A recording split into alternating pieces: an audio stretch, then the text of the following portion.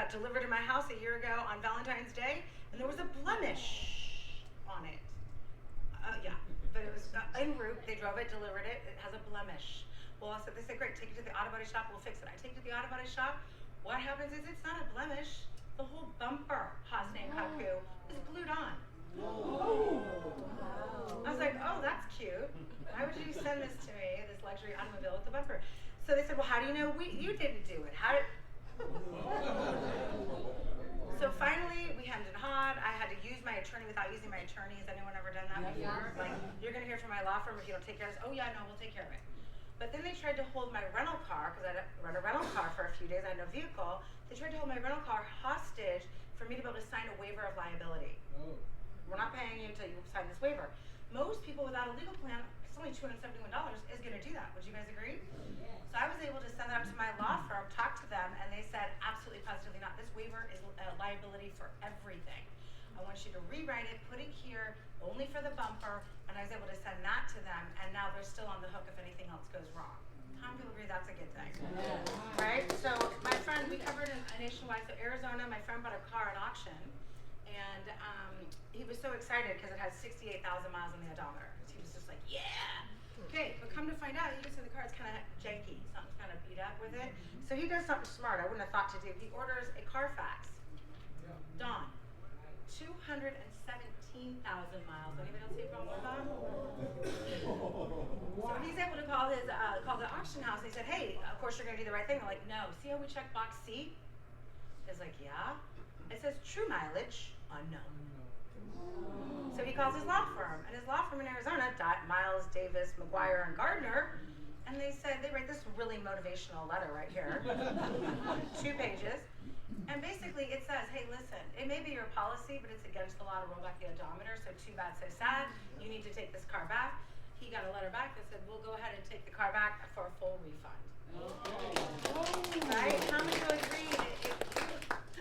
If you didn't have that, you'd probably still be driving around that jalopy. Pissed every time you get in it, right?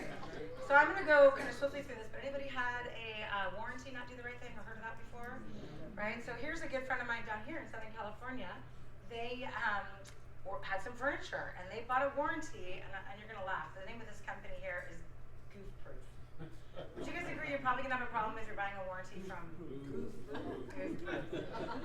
So when, of course, the warranty didn't want to do the right thing for the furniture, one letter from the law firm, they got new furniture. I love this. And then people sometimes say, well, who do I show this to? I'm like, hello?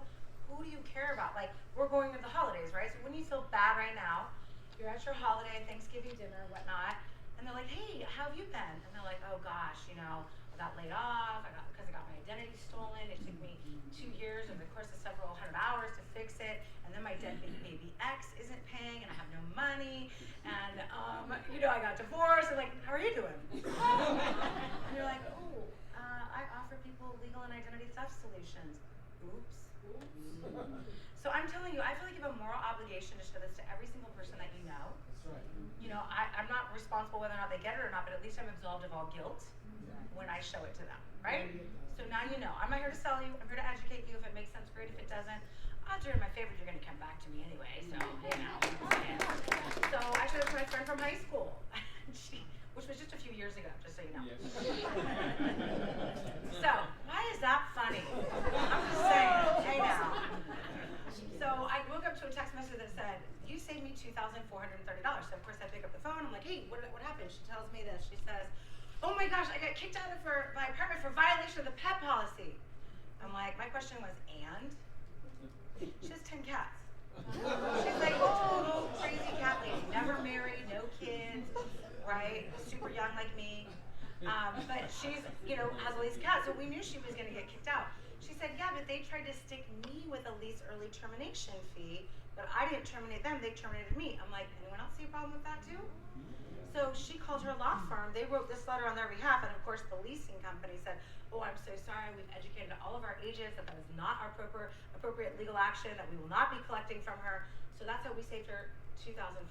Wow. But if not, I guarantee it's going to be there. Now, on a serious note, I know we save lives. I know we do. And let me give you an example. Women, domestic violence, 1 in 4. It's a big issue. Anybody here ever known anybody everybody, it's a big problem. Unfortunately, law enforcement does a really great job, but this member went to law enforcement because their perpetrator was emailing from different email addresses and Facebook accounts and driving by. So when they complained to law enforcement against our restraining order, they just said, you know, I'm sorry, there's not a lot I can do. And women, you know, right?